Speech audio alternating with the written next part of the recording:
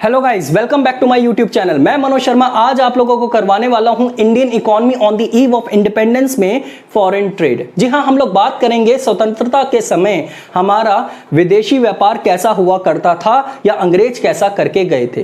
लेकिन इससे पहले कि मैं आप लोगों को यह समझाऊं कि at the time of independence हमारा फॉरेन ट्रेड कैसा था, पहले मैं आपको यह समझा देता हूं अंग्रेजों के आने से पहले हमारा फॉरेन ट्रेड कैसा था। यानी कि जब अंग्रेज इंडिया में नहीं आए थे, यानी कि जब हम लोग गुलाम नहीं बने थे, उस टाइम पे हमारा फॉरेन ट्रेड कैसा हुआ करता था। उसके बाद मैं आप लोगों को बताऊंगा कि हमारा foreign trade at the time of independence कैसा था। तो सबसे पहले हम प्री पीरियड की बात कर लेते हैं, प्री कॉलोनियल पीरियड की बात कर लेते हैं हम। तो देखो, जब हम बात करें अगर प्री कॉलोनियल पीरियड की, तो उस टाइम पे हमारा हैंडीक्राफ्ट का जो बिजनेस होता था ये बहुत ज्यादा मात्रा में क्या होता था, एक्सपोर्ट होता था। पूरे वर्ल्ड में हमारे हैंडीक्राफ्ट के प्रोडक्ट्स जो होते थे वो क्या होते थे, एक्सपोर्ट होते थे। और पूरे वर्ल्ड में हमारा ये बिजनेस फेमस था। हर कोई इस प्रोडक्ट्स की, हमारे इन प्रोडक्ट्स की तारीफ करते हुए नहीं थकता था। नंबर 1 क्वालिटी के प्रोडक्ट्स थे हमारे, जो पूरी दुनिया में फेमस थे। हर कोई इन प्रोडक्ट्स को बहुत ज्यादा मात्रा में हमसे लेता था। तो आप सोच सकते हो कि उस टाइम पे हम आजाद पंछी की तरह घूमते थे और हमारा एक्सपोर्ट बहुत ज्यादा मात्रा में होता था और टेंशन फ्री लाइफ होती थी उस टाइम पे, ठीक है ना। तो वहां पे आप समझ सकते हो कि हमारा फॉरेन ट्रेड कितना बढ़िया हुआ करता था, ठीक है, किन प्रोडक्ट्स को लेकर, हैंडीक्राफ्ट के प्रोडक्ट्स को लेकर। लेकिन अब चलते हैं हम वहां पर, कहां पर, at the time of independence. उस टाइम पे हमारा फॉरेन ट्रेड कैसे हुआ करता था, कैसा हुआ करता था। देखो, अगर हम बात करें at the time of independence की कि हमारा फॉरेन ट्रेड कैसा हुआ करता था, तो मैं आप लोगों को बता दूं, पूरी तरीके से ये समझ लो कि फॉरेन ट्रेड तो होता था, लेकिन किसके फायदे के लिए होता था, ब्रिटेन के लिए, ठीक है। अब हम समझते हैं कि कैसे, ठीक है। अब एक बात बताओ, हमने पिछले वीडियो में एक बात पढ़ी थी कि किस तरीके से हमारा हैंडीक्राफ्ट का बिजनेस खत्म हो गया। कैसे खत्म हो गया ये आप लोगों ने पिछले वीडियो में देखा होगा। डिस्क्रिमिनेटिंग ट्रेड पॉलिसी की वजह से हमारा हैंडीक्राफ्ट का बिजनेस क्या हो चुका था, खत्म हो चुका था। यानी कि ये एक ऐसी पॉलिसी थी जहां पे सिर्फ और सिर्फ ब्रिटिशर्स यानी कि अंग्रेजों का फायदा होता था, हमारा कोई भी फायदा नहीं होता था। यानी कि भेदभाव वाली ये एक तरीके से समझ सकते हो पॉलिसी थी, जिसकी वजह से हैंडीक्राफ्ट का बिजनेस पूरी तरीके से खत्म हो गया था। और इसको आप डिटेल में देखने के लिए आप मेरा वीडियो देख लेना पिछले वाला, उसमें मैंने आप लोगों को यही बताया है कि किस तरीके से हमारा हैंडीक्राफ्ट का बिजनेस पूरी तरीके से खत्म हो गया था। तो हम बात कर रहे हैं कि हमारा फॉरेन ट्रेड कैसे था, कैसा था। तो सबसे पहले आप देखोगे पॉइंट नंबर 1, पहले हम ये जान लेते हैं कि फॉरेन ट्रेड का मतलब क्या होता है। तो आप देख सकते हो, foreign trade means the exchange of goods and services between 2 countries. यानी कि 2 कंट्रीज के बीच में जो गुड्स और सर्विसेज का जो एक्सचेंज होता है उसी को हम क्या बोलते हैं, फॉरेन ट्रेड बोलते हैं। यानी कि मान लो इंडिया और ब्रिटेन के बीच में गुड्स और सर्विसेज का जो भी एक्सचेंज होगा उसी को हम क्या कहेंगे, फॉरेन ट्रेड कहेंगे, ठीक है।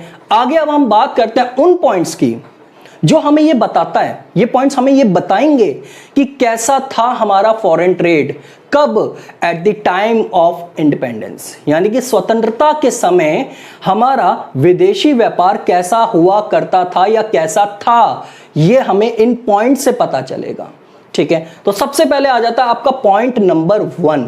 पॉइंट नंबर 1 में क्या लिखा है, exporter of primary goods and importer of finished goods. वाह भाई वाह। अब देखो इसमें क्या लिखा हुआ है, उन्होंने, ब्रिटेन ने क्या किया, इंडिया को बना दिया क्या, एक्सपोर्टर। किस चीज के लिए, रॉ मटेरियल के लिए। प्राइमरी गुड्स का मतलब यहां पे रॉ मटेरियल्स है, ठीक है ना। तो अंग्रेजों ने क्या कर दिया, इंडिया को बना दिया प्राइमरी गुड्स के लिए क्या, एक्सपोर्टर, कि भाई आप रॉ मटेरियल को ज्यादा से ज्यादा मात्रा में एक्सपोर्ट करो, ठीक है ना। और सबसे ज्यादा हमारी कंट्री में करो, लेकिन एक्सपोर्ट भी करो और सबसे ज्यादा हमारी कंट्री में, यानी कि ब्रिटेन में, ठीक है ना। तो इंडिया क्या बन चुका था, एक्सपोर्टर ऑफ प्राइमरी गुड्स, क्योंकि फिनिश गुड्स का तो सबका खत्म ही कर दिया था, हैंडीक्राफ्ट क्योंकि खत्म हो चुका था, ठीक है ना। उसके बाद इंपोर्टर ऑफ फिनिश गुड्स। अब देखो ये भी क्या बात है यहां पे, देखो जब ब्रिटेन यानी कि अंग्रेज इंडिया से कच्चा माल लेकर जा रहे हैं अपनी कंट्री में, ले गए अपने कच्चा माल ले गए, फिनिश गुड्स यानी कि रॉ मटेरियल लेके जा चुके हैं। अब उन्हीं रॉ मटेरियल्स को वो किस में कन्वर्ट कर देंगे, फिनिश गुड्स में। अब वो फिनिश गुड्स, अंग्रेज कितने चालाक होते थे, इस बात का अंदाजा आप इस पॉइंट से भी लगा सकते हो कि वो फिनिश गुड्स ले जाकर इंडिया में ही बेचते थे वापस। यानी कि जो रॉ मटेरियल्स लेकर गए उसको कन्वर्ट कर दिया किस में, फिनिश गुड्स में, और वापस उन फिनिश गुड्स को कहां बेचा गया, इंडिया के अंदर ही, यानी कि इंडिया की मार्केट के अंदर। तो आप देख सकते हो इंडिया को वो प्रोडक्ट्स खरीदने पड़ते थे, क्यों, क्योंकि मजबूरी थी, इंडिया में कोई फिनिश गुड्स होते ही नहीं थे, तो इंडिया के लोगों को वो प्रोडक्ट्स खरीदने पड़ते थे, वो भी बहुत ज़्यादा प्राइस पर, क्योंकि बहुत ज़्यादा प्राइस पे वो लोग बेचा करते थे, यानी कि हमारा माल हमें ही बेचा जा रहा है। तो आप देख सकते हो एक्सपोर्टर तो बन गया प्राइमरी गुड्स का और इंपोर्टर बन गया किसका, फिनिश गुड्स का। फिनिश गुड्स कौन से, जो अंग्रेज इंडिया से जो कच्चा माल लेकर गए हैं उन्हीं माल को वो किस में कन्वर्ट करेंगे, फिनिश गुड्स में, और फिनिश गुड्स में कन्वर्ट करने के बाद वो कहां बेचेंगे उसको, इंडिया के अंदर ही बेच रहे हैं, ठीक है ना। यानी कि अगर बेच रहे हैं तो इसका मतलब इंपोर्ट हो रहा है ना, यहां से कहां से, ब्रिटेन से माल इंपोर्ट हो रहा है, और इंपोर्ट हो रहा है किसका, लेकिन फिनिश्ड गुड्स का। और आप देखोगे फिनिश गुड्स का इंपोर्ट हो रहा है तो इंडिया क्या बन गए, इंपोर्टर। इंपोर्टर का मतलब क्या होता है कि जहां पे दूसरी कंट्री से हम सामान लेकर आते हैं अपनी कंट्री में, तो उसको बोला जाता है इंपोर्टर। तो एक्सपोर्टर तो बन गया प्राइमरी गुड्स के, एक्सपोर्टर का मतलब भी समझ में आ गया होगा, जब अपना सामान बाहर जा रहा है, और जब सामान बाहर से यहां आता है तो इसे बोलते हैं हम इंपोर्टर, ठीक है ना। तो एक्सपोर्टर तो बन गया प्राइमरी गुड्स का और इंपोर्टर बन गया फिनिश्ड गुड्स का। तो आइए देखते हैं, India become an exporter of primary goods such as silk, cotton, wool, sugar, indigo, jute etcetera. तो ये आपके कौन से गुड्स हैं, सारे प्राइमरी गुड्स या रॉ मटेरियल कह लो इसे। और इन्हीं रॉ मटेरियल को अंग्रेज लेके जाते थे कहां पे, अपनी कंट्री में, और इन गुड्स का क्या करते हैं, वो फिनिश्ड गुड्स में कन्वर्ट कर देते हैं। जैसे कि आपको पता है सिल्क और कॉटन के कपड़े बनते हैं, तो उन्होंने क्या करा, इन सब के, इन सिल्क, कॉटन, वूल हो गया, इन सब के क्या कर दिया, कपड़ों कन्वर्ट कर दिए, कपड़ों में कन्वर्ट कर दिया, जो कि एक फिनिश्ड गुड्स है, और ले जाके कहां बेचा गया, इंडिया में। तो आप देख सकते हो and importer of finished goods. अब आप देखो फिनिश्ड कंज्यूमर गुड्स कौन से हो गए, like cotton, silk and woollen cloth, यानी कि वही बात कह रहा हूं ना मैं आप लोगों को, यानी कि सिल्क के कपड़े हो गए, वुलन के कपड़े हो गए, कॉटन के कपड़े हो गए, ये फिनिश्ड गुड्स है। तो इनको बेचा गया कहां पे, इंडिया के अंदर। And capital goods like machinery, साथ ही साथ इंडिया को यहां पे इंपोर्ट भी करनी पड़ती थी क्या, मशीनरी वगैरह, मशीन वगैरह, तो क्योंकि खुद तो बनती नहीं थी इंडिया के अंदर, इतनी टेक्नोलॉजी उस टाइम पे थी नहीं, और ना ही वो ऐसा चाहते थे अंग्रेज कि इंडियंस खुद ये बनाए, क्योंकि वो नहीं चाहते थे, अगर एक बार बन गई, इंडिया ने खुद बनाना सीख लिया कि किस तरीके से मशीनें वगैरह बनाई जाती है, तो ऐसे में वो खुद अपनी इकोनॉमी को चलाना शुरू कर देंगे। और अंग्रेज बिल्कुल भी नहीं चाहते थे कि इंडियंस अपनी इकोनॉमी को चलाना शुरू करें, क्योंकि वो तो आए राज करने थे और इंडिया की इकोनॉमी का सत्यानाश करने आए थे, जो कि वो कर भी रहे थे, कर भी चुके थे, ठीक है ना। यहां तक बात समझ में आ गई आप लोगों को। इसलिए फर्स्ट पॉइंट में आपको क्लियर हो गया होगा, एक्सपोर्टर ऑफ प्राइमरी गुड्स, यानी कि कच्चे माल के लिए एक्सपोर्टर बना दिया गया इंडिया को, और इंपोर्टर बना दिया गया किस चीज के लिए, फिनिश्ड गुड्स के लिए, ठीक है। उसके बाद आ जाते हैं हम monopoly control of the monopoly control of British rule. British government maintain a monopoly control over Indians export and imports. अब देखो इंडिया के इंपोर्ट और एक्सपोर्ट पर मोनोपोली कंट्रोल किसका हो गया, ब्रिटिश गवर्नमेंट का हो गया। यानी कि ब्रिटिश गवर्नमेंट ने यह तय कर दिया कि आपका सारा जो ट्रेड होगा, जितना भी आपका व्यापार होगा, उस पर हम टेक ओवर कर रहे हैं, यानी कि हम उसका अधिकार रख रहे हैं, अब हमारे अंडर आ चुका है ये मोनोपोली राइट, अब हमारा होगा सारा, कहाँ किस कंट्री को कितना एक्सपोर्ट करना है, कितना नहीं करना, इंपोर्ट कहाँ से कितना करना है, करना भी है या नहीं करना, ये सारी बातें अब हम लोग तय करेंगे, यानी कि ब्रिटिश गवर्नमेंट तय करेगी।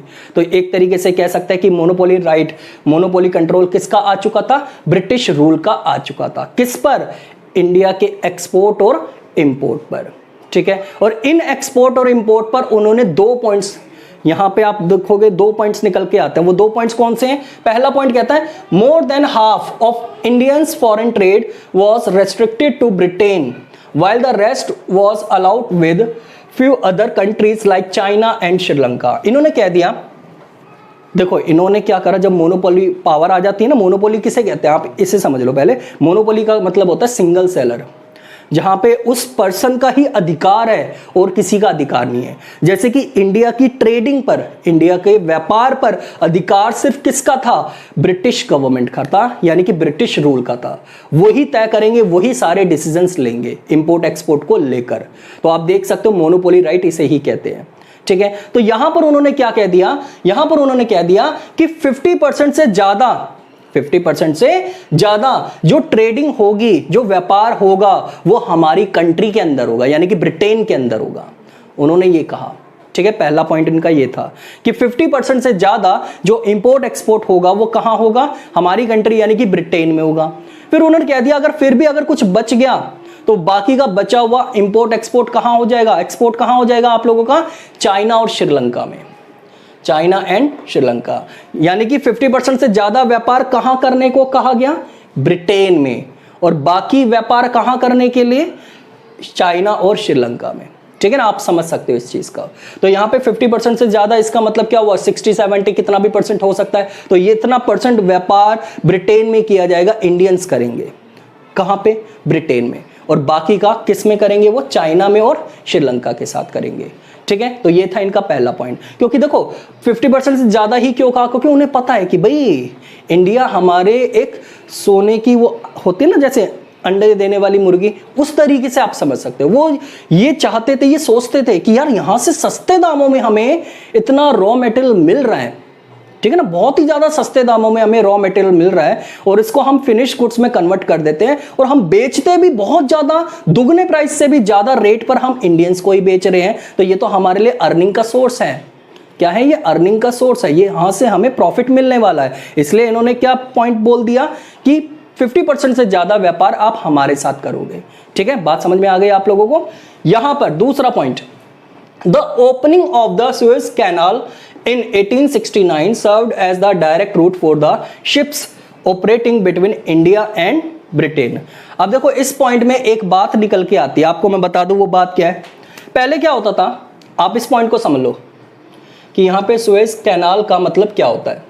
देखो पहले क्या होता था कि अगर मान लो ये ब्रिटेन है, ठीक है, अच्छे से समझना इस पॉइंट को, ये है इंडिया, ठीक है,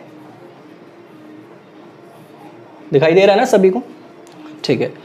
अब होता क्या था कि इंडिया से जो माल एक्सपोर्ट होता था, यानी कि जो कच्चा माल ब्रिटेन में जाता था ना, तो इंडिया से माल जाने का जो रास्ता होता था पानी के जरिए, नदी के जरिए, समुद्र के जरिए, वो बहुत ज्यादा लंबा हुआ करता था, यानी कि घूम के जाना पड़ता था।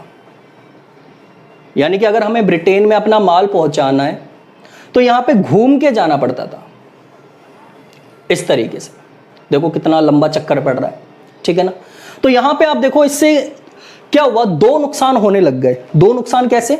एक तो ट्रांसपोर्टेशन कॉस्ट ज्यादा आने लग गई, क्योंकि जहाज चलेंगे पानी के तो सिंपल सी बात है खर्चा भी बहुत ज्यादा आएगा ना फिर उसका, ठीक है। साथ ही साथ टाइम, माल पहुंचने में टाइम भी बहुत ज्यादा लगने लग गया, माल पहुंचने में टाइम भी बहुत ज्यादा लगने लग गया, क्योंकि काफी समय लग जाता है इस जहाज को ऐसे घूम के जाने में, यहां पर आने में, ठीक है ना। तो अंग्रेजों ने क्या करा, इस प्रॉब्लम का एक सॉल्यूशन निकाल दिया। और वो सॉल्यूशन क्या निकाला उन्होंने? यहां पर क्या किया, एक डायरेक्ट रूट निकाल दिया पानी के जरिए, ठीक है ना, नदी के जरिए अंदर एक डायरेक्ट रूट निकाल दिया, सीधा रास्ता निकाल दिया। अब इस रास्ते से क्या हुआ, क्या फायदा हुआ? देखो ये फायदा भी वो अपने लिए ही सोच रहे हैं। यहां पर भी मैं आपको बता दूं, यहां पे अंग्रेजों ने सिर्फ अपने लिए ही सोचा है, इंडिया के लिए कुछ भी नहीं सोचा है। अगर आप ये समझो कि कुछ तो फायदा सोचा होगा ना इंडिया के लिए, नहीं, यहां पे भी इनका ही फायदा है। अब आप देखो यहां से क्या हुआ, डायरेक्ट रूट निकाल दिया इन्होंने समुद्र से, ठीक है ना, पानी के रास्ते से। तो यहां पे अब देखो जहाज जो जाएंगे पानी के, वो सीधा यहां पहुंच जाएंगे। अब इसके फायदे क्या हो गए? पहला फायदा क्या कि अब तो कॉस्ट कम आएगी, ट्रांसपोर्टेशन कॉस्ट क्या हो गई, बहुत ही ज्यादा कम हो गई। और दूसरी चीज क्या, अब टाइम भी कम लगेगा, यानी कि माल बहुत आसान तरीके से, वो भी कम टाइम में पहुंच जाएगा, ठीक है। बात समझ में आ गई आप लोगों को? तो इसी को हम क्या बोलते हैं, opening of the Suez canal, ठीक है ना। जो पानी के जरिए एक रास्ता यहां पे निकाला गया, कहां पहुंचने का, ब्रिटेन में पहुंचने का, ठीक है। बात समझ में आ गई आप लोगों को? पहले देखो ऐसे घूम के जाना पड़ता था क्योंकि कोई रास्ता था नहीं जाने का। अब उन्होंने क्या करा, रास्ता निकाल दिया बीच में से ही, ठीक है ना, कि भैया अब हम डायरेक्ट जाएंगे। तो दिमाग तो था वैसे, इसमें तो कोई शक नहीं है, दिमाग तो बहुत लगाते थे वो। तो इस तरीके से आप देखोगे यहाँ पे डायरेक्ट रास्ता इन्होंने निकाल दिया। तो आपको ये बात समझ में आ गई आप लोगों को, ये वाला पॉइंट भी अच्छे से क्लियर हो गया होगा। अब हम चलते हैं थर्ड पॉइंट पे, ठीक है। इसकी भी मैं एक फोटो आप लोगों को दे दूंगा, आप देखना अच्छे से। यह क्या लिखा है इसमें, drain of Indian wealth during British rule, यानी कि ब्रिटिश रूल के दौरान इंडिया के धन का, वेल्थ कहते हैं हम धन को, ठीक है ना, इंडिया की वेल्थ का क्या होना, बहना, ड्रेन को कहते हैं हम क्या, बहना। कैसे आप देख सकते हो, यहां पे लिखा है under the British rule India become an exporter of primary goods, जो हमने अभी अभी पढ़ा, and importer of finished goods, ये भी हम लोगों ने अभी अभी पढ़ा। There was huge export surplus due to excess exports. अब देखो, तो ध्यान से समझना इस पॉइंट को, बहुत ज्यादा अच्छा पॉइंट है, इंपॉर्टेंट भी है। क्या है ये पॉइंट, आप समझो।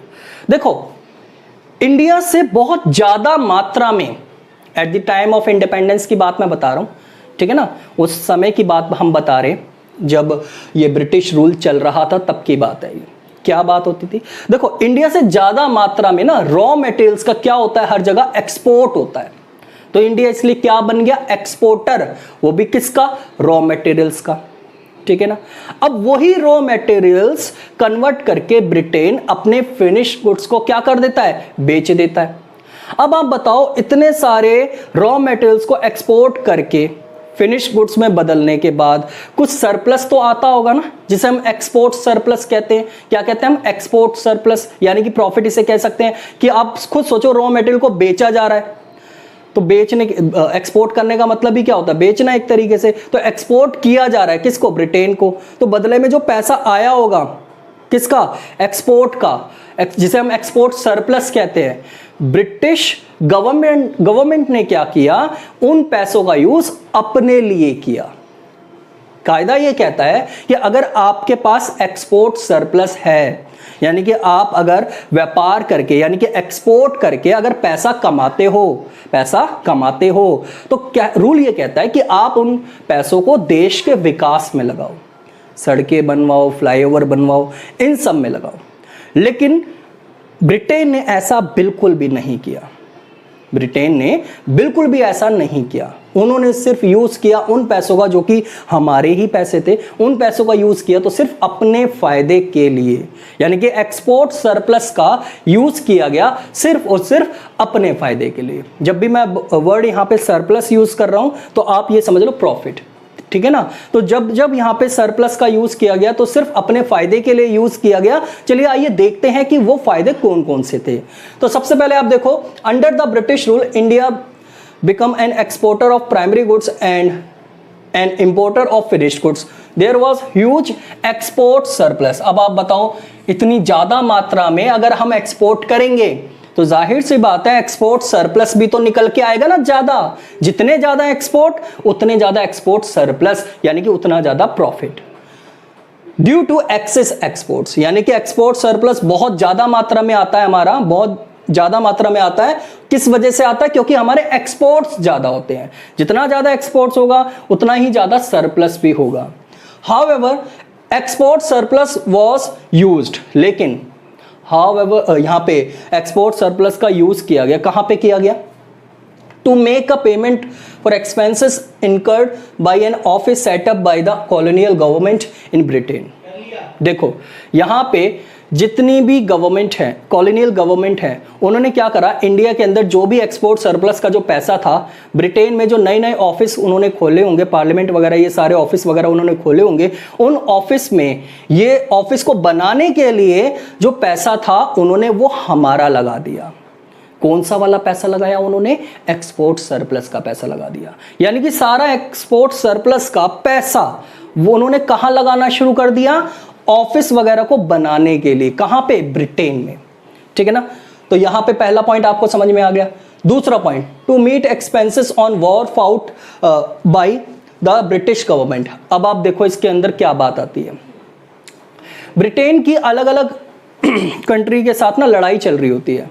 अब जहां कहीं भी लड़ाई होती है ना, तो वो क्या करता है, लड़ाई के लिए जो हथियार होते हैं उनके लिए जो पैसे होते हैं जो हमें खरीदने के लिए चाहिए होते हैं, तो उन पैसों का भी यूज कहां से किया गया? एक्सपोर्ट सरप्लस में से किया गया। यानी कि आप देख सकते हो एक्सपोर्ट सरप्लस में से ही वो ऑफिस वगैरह बना रहा है अपनी कंट्री में जाकर, ठीक है ना। और एक्सपोर्ट हमारे पैसों से या कितनी खराब लगती है ना बात। मेहनत हम लोग करें, दिन रात हम रॉ मटेरियल्स यहाँ पे बनाते रहे और वहाँ पे आप लोग लेके जा रहे हो, और हम एक्सपोर्ट सरप्लस जो अर्न कर रहे हैं वो पैसा भी आप लगा रहे हो, तो कहाँ पे लगा रहे हो? अपने फायदे के लिए लगा रहे हो, ठीक है ना। तो यहाँ पे आप देखोगे दूसरा पॉइंट यही है कि लड़ाइयों के लिए जो हथियार चाहिए होते हैं, बंदूकें वगैरह जो चाहिए होती है, उनको खरीदने के लिए भी जो पैसा वो यूज करती है, वो भी कौन सा पैसा होता है? एक्सपोर्ट सरप्लस का यूज होता है, ठीक है ना। वहां से पैसा निकाल के वो हथियार वगैरह को खरीदती है। कौन? ब्रिटिश गवर्नमेंट, ठीक है। बात समझ में आ गई आप लोगों को। उसके बाद to import of invisible items. अब इनविजिबल आइटम्स का मतलब आप ऐसे समझ लो कि कोई सर्विसेज वगैरह को इंपोर्ट करना, यानी कि कोई भी सर्विस को परचेज करने के लिए जो भी पैसा वो यूज करती थी खरीदने के लिए, जो पेमेंट की जाती थी, वो भी किस में से की जाती थी? एक्सपोर्ट सरप्लस में से, जो कि हमारा ही होता था। तो आप देख सकते हो एक्सपोर्ट सरप्लस, एक तो अच्छी बात है कि एक्सपोर्ट सरप्लस हो रहा है, लेकिन खराब बात क्या हुई कि वो एक्सपोर्ट सरप्लस देश के विकास में नहीं लगा। यानी कि इंडिया की इकॉनमी को स्ट्रांग बनाने के लिए या उसे डेवलप करने के लिए नहीं लगाया गया अंग्रेजों ने, क्योंकि लगने ही नहीं दिया। क्योंकि उनका तो सिर्फ वो राज करने ही तो आए थे, वो इंडिया की इकॉनमी को ठीक करने थोड़ी ना आए थे, वो तो तबाह करने आए थे, ठीक है। बात समझ सकते हो आप लोग। तो यहां पे आप लोगों ने देखा एक्सपोर्ट सरप्लस का यूज यहां और यहां किया गया, ठीक है। तो ये था आप लोगों का पूरा फॉरेन ट्रेड, जिसमें आप लोगों ने सारे कॉन्सेप्ट्स अच्छे से समझ लिए होंगे, तीनों पॉइंट्स आपको अच्छे से समझ में आ गए होंगे। फिर भी अगर आप लोगों का कोई डाउट रहता है तो आप लोग मेरे से कमेंट करके जरूर पूछ लेना, ठीक है। आज के वीडियो में इतना ही काफी है। अगले वीडियो में मैं कुछ और आप लोगों को टॉपिक बताऊंगा। तब तक के लिए थैंक यू सो मच। खुश रहिए, स्वस्थ रहिए और मस्त रहिए। बाय।